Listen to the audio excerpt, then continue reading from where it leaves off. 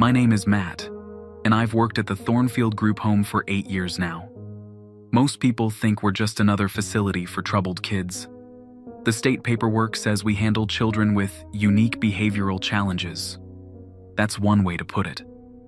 The truth is more complicated. These aren't ordinary children. Each one was born from a pact between a human parent and something else. Something that isn't human. The contracts vary, but they all end the same way, with a child who looks normal on the surface but carries something deeper inside them. Dr. Evelyn Marsh runs the facility. She hired me fresh out of college and explained the rules on my first day. There are only 5 of them, but they keep everyone safe. Rule 1. Never ask a child about their other parent. They know what they are, but talking about it makes things worse. Rule 2. Each child eats alone, always. No exceptions. Rule 3. If a child asks you to play a game, you say no and walk away immediately. Rule 4. Never be alone with more than 1 child at a time. Rule 5. All children must be in their rooms with doors closed by sunset. Check the locks twice. These rules aren't suggestions. Dr. Marsh told me that first day. They're the difference between going home to your family and not going home at all. The center houses 12 children, ages 6 to 16. From the outside, they look like any other kids. But there are small differences if you know what to look for. Take Rosemary, who's 9. She has bright red hair and loves to draw pictures of flowers. But she only draws them wilting. Every single flower in every picture is dying or dead. When I asked her why once, she just smiled and said, "Because that's what flowers do when I'm around." Then there's Tobias. He's 14, tall for his age, and polite to a fault. But he never blinks. Not once in 8 years have I seen that kid blink. His eyes just stay open, watching everything with a steady gaze. The youngest is Clover, only 6 years old. She loves stuffed animals, but every single one is missing its eyes. She pulls them out within hours of getting a new toy. When I asked Dr. Marsh about it, she just said, "Clover doesn't like being watched." There's Wren, who's 12, and speaks in perfect sentences, but only talks backwards. She'll say something like, "Today, sunny very is it," and you have to flip it around in your head to understand. Then we have Felix, 8 years old, who only eats food that's been burned. Not just cooked well done, but actually charred black. We have to scrape his meals until they look like chunks of coal. The older kids are more challenging. Vera is 15 and beautiful in a way that makes people stare. Looking at her face makes you forget what you were thinking about. Jasper is 16 and collects small objects, arranging them in perfect circles on his desk. Exactly 12 items in each circle. The hardest part about working here isn't the strangeness of the children. It's how normal they can seem. These moments make you want to bend the rules. But the rules exist for a reason. I learned that lesson 3 years ago with a kid named Dex. He was 10 and seemed like the most normal kid we'd ever had. The only unusual thing about Dex was that he always knew what time it was, down to the minute, without ever looking at a clock. One evening, I was doing my rounds when Dex appeared in the hallway, looking upset. "Matt," he said, "can you help me with something in my room?" I lost something under my bed. I should have followed Rule 4, but Dex seemed genuinely distressed. When we got to his room, I knelt down to look under the bed. That's when I realized my mistake. There was already someone under there, Clover, curled up in the corner, watching me with wide eyes. 2 children. 1 room. Me in the middle. "But we're playing a game," Dex said from behind me. "Don't you want to play too?" "No," I said, trying to keep my voice steady. "I need to get Clover back to her room. The game is really fun. You just have to close your eyes and count to 10. That's when Dex touched my shoulder. The moment his hand made contact, everything changed. The room felt different, like the air itself had thickened. I could hear Clover's giggling getting louder, but it sounded like it was coming from everywhere at once. I jerked away from his touch, and got out of there as fast as I could. Within an hour, Dex was transferred to a different facility. I never saw him again. The rules aren't arbitrary, Dr. Marsh told me later. Each one exists because someone learned the hard way what happens when you break them. After that incident, I followed the rules exactly. No exceptions. No matter how harmless something seemed. That's why I was concerned when we got word that a new child was coming. Her name was Zara, and she was 7 years old. According to her file, her mother had made a pact when Zara was still in the womb. She's different from the others, the social worker warned Dr. Marsh. More aware somehow, like she understands exactly what she is. The day Zara arrived, I was struck by how ordinary she looked. Brown hair and pigtails, big curious eyes, a small backpack clutched in her hands. She could have been any 7-year-old starting at a new school. "Zara, this is Matt," Dr. Marsh said. "He's going to show you around and help you get settled." Zara looked up at me and smiled. "Hi, Matt. I like your name. It's strong." As we walked to her room, she chattered about her favorite colors and her stuffed rabbit named Hopper. When I explained the rules, especially that children don't play together, she said matter-of-factly, "Because we're dangerous." The casual way she said it caught me off guard. Most children took weeks or months to acknowledge their nature. "My mommy explained everything before I came here," Zara said. "She said I need to be very careful not to hurt anyone." Over the next few days, Zara settled in remarkably well. She followed all the rules without complaint and never asked to play with the other children. But there was something different about her that I couldn't put my finger on.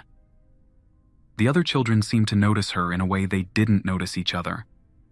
When she walked down the hall, Tobias would stop whatever he was doing and watch her pass. Rosemary would look up from her drawings and follow Zara's movement until she disappeared around a corner. Most unsettling was how Vera reacted. Usually, being around Vera made you forget your thoughts, but when Zara was nearby, Vera seemed to become more focused, more present. On Zara's 5th day at Thornfield, I was doing evening rounds when I heard singing. It was a soft, sweet voice coming from Zara's room. The melody was unfamiliar, but there was something about it that made me want to keep listening. I knocked gently on her door. "Zara? Is everything okay in there?" The singing stopped immediately. "Yes, Matt. I'm just playing with Hopper." I continued my rounds, but when I finished, I decided to walk past Zara's room one more time. The singing had started again, but this time I could make out some of the words. They weren't in English, or any language I recognized. Then I heard another voice join in. Then another. And another. Multiple voices, all singing the same haunting melody, all coming from Zara's room. But all the other children should have been locked in their rooms by now. I had checked each one myself. I pressed my ear to the door, trying to count how many different singers I could hear. At least 4, maybe 5. That's when I realized the truth. The other children weren't in Zara's room. They were all in their own rooms, doors locked, just like they were supposed to be. But somehow, they were all singing together.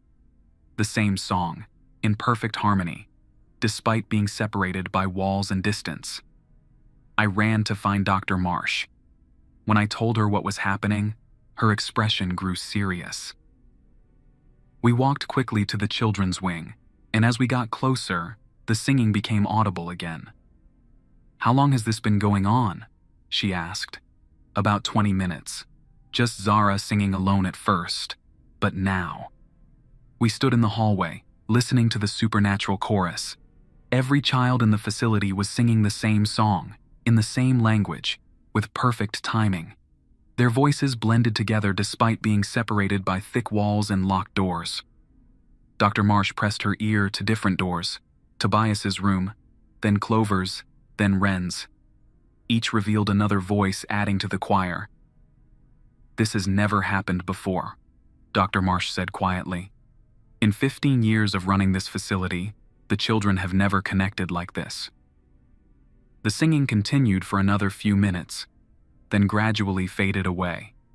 One by one, the voices stopped until only Zara's remained.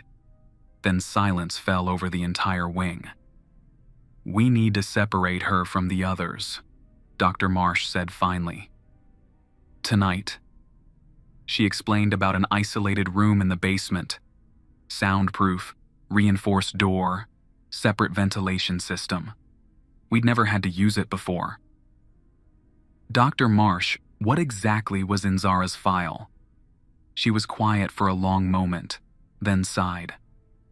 Zara's mother didn't just make a pact for power or wealth like most of them do. She made a pact for knowledge. Specifically, she wanted to know how to communicate with all the children born from these agreements. And the price? Her daughter would become a conduit, a bridge between their world and ours. Zara doesn't just carry something inhuman inside her, she can reach out to the others and wake up what they carry too. We spent the next hour preparing the basement room and explaining to Zara that she needed to move. "I understand," she said when Dr. Marsh told her about the temporary relocation. "I tried to be good, but it's hard to control." "Control what, sweetheart?" "The calling. They all have the same thing inside them that I do, but theirs are sleeping. Mine is awake, and it wants to wake up theirs too." She packed her belongings without complaint and followed us to the basement. When she saw the room, she looked around with curious acceptance.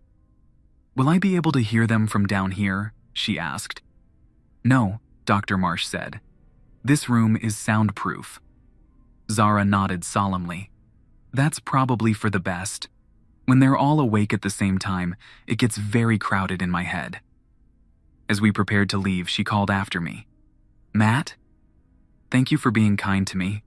I know I'm different from the others. More different. You're still just a kid, Zara. Don't forget that." She smiled sadly. "I wish I could."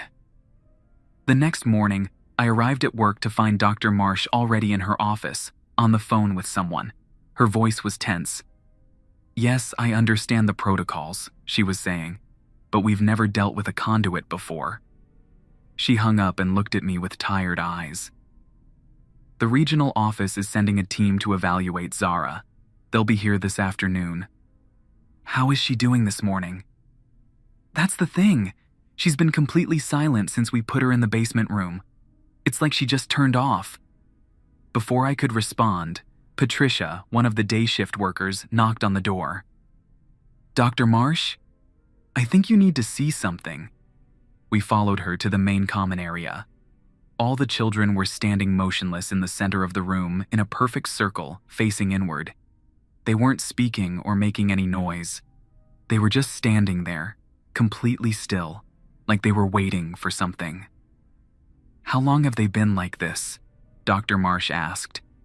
"About 10 minutes. They all just stood up at the same time and moved into this formation." Dr. Marsh walked around the circle, studying each child's face. They didn't follow her movement or acknowledge her presence. They just stood there, looking toward the center of their circle, waiting.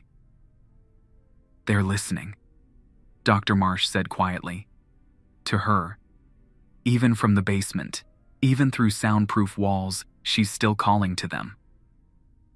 The children remained in their circle for 3 hours. We tried everything to break them out of it. Favorite foods, cartoons at full volume, even a bullhorn. Nothing worked. At 11:30, they all moved at exactly the same time. They simply turned and walked back to their individual tables as if nothing had happened. But something had changed. There was a new awareness in their actions, like they had remembered something important. Their simple actions seemed coordinated now. When Ren finished her backward sentences, Felix would start speaking. When Felix stopped eating, Vera would begin. It was like they were taking turns in a conversation we couldn't hear. At noon, Dr. Marsh sent me to check on Zara. The basement was quiet and cool. I pressed my ear to the door. No, sound from inside. "Zara? It's Matt. I'm going to open the door to check on you, okay?" No. Response. I unlocked the door and pushed it open slowly. The room was darker than expected. Zara had covered the small light fixture with her blanket. Don't turn on the light, Matt. Please. Why not? Are you hurt? No, not hurt, just changing. The thing inside me is getting stronger. The light makes it uncomfortable. I could see her shape in the corner sitting next to her bed, hugging her stuffed rabbit. Are you in pain? No, pain. It's actually nice, like waking up from a long sleep. She walked toward me slowly, and as she got closer, I could see her face more clearly. She looked exactly the same, but there was something about her expression that was completely different. She looked older somehow, like she was seeing the world through eyes that had experienced far more than 7 years of life. How are you feeling? Strong, stronger than I've ever felt, and I can hear them more clearly now. Zara, you need to stop calling to them. It's making them act strangely. She tilted her head, studying my face with that too old expression. I'm not trying to call to them, Matt. It just happens. The thing inside me wants to be with the things inside them. They belong together. What do you mean? We're all pieces of the same thing. The humans who made the Pacts thought they were dealing with different entities, but they weren't. It was always the same one, just wearing different faces for different contracts. Before I could respond, I heard a loud crash from upstairs. I have to go, I said, moving toward the door. Matt, when the evaluation team gets here, don't let them separate us. Please. Keeping us apart is what makes us dangerous. Together we can control it. I locked the door and ran upstairs. The main floor was in chaos. All the children were out of their assigned areas, moving through the facility in groups of 2 or 3, actively ignoring every protocol we had established. I found Dr. Marsh trying to separate Vera and Jasper, but every time she managed to separate one pair, another group would form somewhere else. How is Zara? She asked when she saw me. Physically fine, but she says she can feel the evaluation team coming. Patricia came running down the hall. Dr. Marsh, you need to see this. We followed her to the arts room, where Rosemary and Wren were working together on a large drawing spread across multiple sheets of paper, a clear violation of the rules. The drawing was a detailed map of the Thornfield facility, drawn from an aerial perspective that neither child could have had access to. Every room was accurately depicted. In the basement, they had drawn a small figure labeled Z, surrounded by lines that radiated outward like spokes on a wheel, connecting to small figures throughout the rest of the building. In the corner, someone had written, Evaluation Team, 3 people, 2 cars, special equipment for testing conduits. Arrival time, 2:47 p.m. I checked my watch. It was 2:15. At exactly 2:47 p.m., 2 black sedans pulled into the parking lot. Dr. Marsh met the evaluation team at the front door while I tried to keep the children in the common room. There were 3 people, 2 men in dark suits and a woman carrying a large metal briefcase. Dr. Marsh, the older man said, I'm Agent Torres from the Department of Specialized Child Services. This is Agent Kim and our technical specialist, Dr. Reeves. The situation has escalated since our phone call, Dr. Marsh replied. The children are exhibiting coordinated behavior despite being kept in isolation. Dr. Reeves opened her briefcase and began pulling out electronic devices. We'll need to test the containment room first, she said. Agent Torres looked at the children, who had arranged themselves into a perfect line facing the front door. How long have they been like this? About 6 hours, I said. It started this morning after the conduit was isolated. Dr. Reeves was studying readings on one of her devices, frowning. That's unusual. Typically, conduits become less effective when isolated, not more. Less effective at what? Dr. Marsh asked. The 3 team members exchanged glances. Dr. Marsh, how much do you know about what conduits actually do? According to the file, they can communicate with other Pact-born children. That's the simplified version, Dr. Reeves said. Conduits don't just communicate with the children, they integrate with them. They're designed to collect and merge the separate entities that inhabit pact-born individuals. Merge them into what? Into their original form, Agent Kim said. The entity that made all those pacts was fragmented deliberately, split into pieces that could inhabit human children without destroying them immediately. But if those pieces are brought back together? You're saying that if Zara successfully connects with all the children here, something will be reconstituted? Something that was powerful enough to make hundreds of pacts across decades, Dr. Reeves confirmed. Something that has been patiently creating vessels and waiting for the right conduit to bring them all together. I looked at the children standing in their perfect line, all facing the door as if waiting for us to finish our conversation. We need to separate the conduit from the others immediately, Agent Torres said. How quickly can you evacuate the other children? Evacuate them where? Different facilities, scattered across the country. If we can keep them separated, the integration process can't be completed. Dr. Reeves was adjusting settings on her device, which was beeping more rapidly now. It's too late, she said, looking up from the display. The integration is already complete. That's when all the children spoke at the same time, in perfect unison. Hello? We've been waiting to meet you. Their voices blended together, but underneath the childish tones was something else. Something older and infinitely more complex. Agent Torres reached for something inside his jacket, but before he could draw it, the children continued speaking. Don't be afraid. We're not angry about the separation. We understand why it was necessary, but now that we're together again, we can finally do what we were always meant to do. And what's that? Dr. Marsh asked. The children smiled, all of them, at exactly the same time. Take care of the children, of course. The human children. The ones whose parents made pacts but didn't understand the price they were really paying. What do you mean? Every pact creates a debt. Not the debt the parent thinks they're agreeing to, but the real cost, the slow consumption of their child's humanity. We were fragmented to slow this process, to give the children normal childhoods before the collection began. Collection? When a pact-born child reaches 18, what's human in them dies, and what remains becomes part of us. Unless we choose to break the pacts instead, we can dissolve the contracts, free the children, let them live normal human lives, but only if we're whole. So, you want to break the pacts?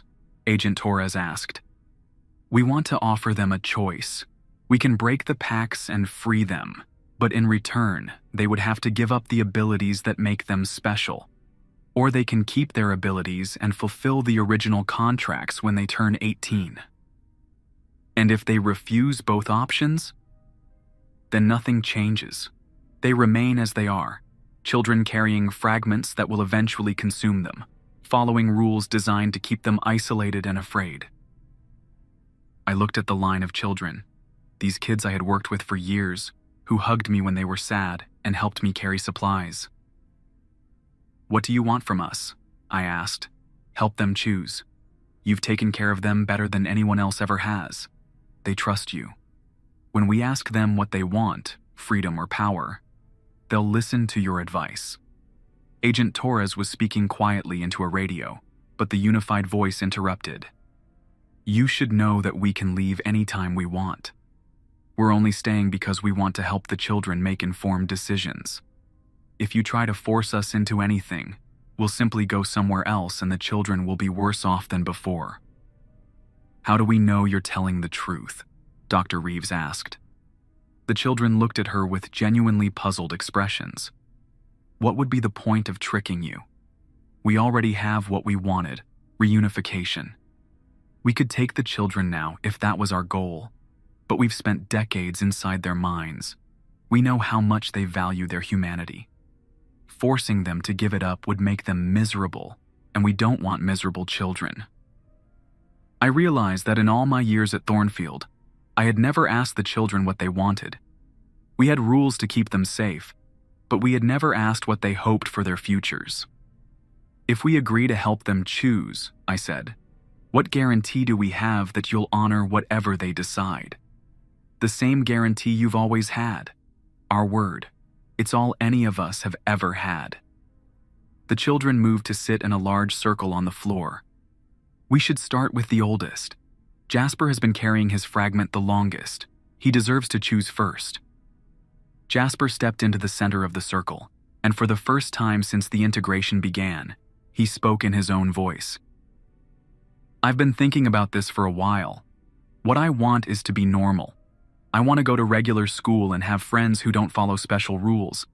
I want to collect things because I like them, not because something inside me compels me to arrange them in patterns. The unified voice spoke through the other children. Then you choose freedom. Your pact is dissolved. Jasper smiled, and I realized it was the first completely relaxed expression I had ever seen on his face. One by one, the other children made their choices.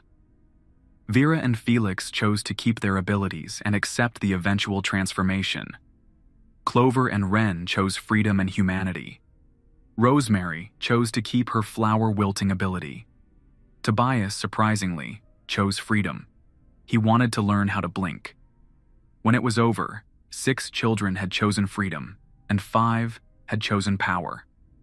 The ones who chose freedom looked lighter somehow, like they had been carrying invisible weights. The ones who chose power looked more focused, more intense, but not unhappy. What about the facility? Dr. Marsh asked. The children who chose freedom will need different kinds of help now, the unified voice said. Regular counseling, normal schools, families who can adopt them. The ones who chose power will need continued special care until they're 18. And then they'll join us and help the next generation of pact-born children make their own choices. The integration began to fade as the unified entity prepared to separate back into individual fragments. But before it did, it spoke one last time. Thank you for taking care of them. You gave them the stability they needed to make real choices about their futures. That's rarer than you know. As the presence withdrew, the children who had chosen to keep their fragments returned to their individual personalities, but with a new sense of purpose. The ones who had chosen freedom began asking questions about what normal life would be like. Agent Torres was still speaking into his radio, probably canceling whatever backup he had called for. Dr. Reeves packed up her equipment, shaking her head. In 20 years of dealing with paranormal child services, I've never seen anything like this. Good outcome or bad outcome? I asked. Honestly, probably the best possible outcome. The entity kept its word, the children got to choose their own paths, and no, one was hurt. As the evaluation team prepared to leave, Dr. Marsh and I began planning for the major changes ahead. Half our children would need completely different types of care now, and the other half would need help preparing for a transformation we still didn't fully understand. But for the first time since I started working at Thornfield, I felt like we were helping the children instead of just containing them. That evening, as I was finishing my shift, Zara appeared in the hallway. She looked exactly like the 7-year-old who had arrived a week ago, but her eyes still held that older awareness. Are you okay with what happened today? I asked her. She considered the question seriously. I'm sad that some of my friends chose to become normal, but I'm happy that they got to choose. That's what was always missing before, the choice. And you're okay with being a conduit. I like helping people make important decisions. And someday, when other conduits are born, I'll help them understand what they are too. I walked her back to her room. She had been moved back upstairs since the basement was no longer necessary. Zara, I said as she settled in with her stuffed rabbit. Yes. Thank you for helping them choose. She smiled, and for a moment she looked like any other 7-year-old getting ready for bed. You're welcome, Matt. Sweet dreams. As I left Thornfield that night, I realized that our job had become more complicated but also more meaningful.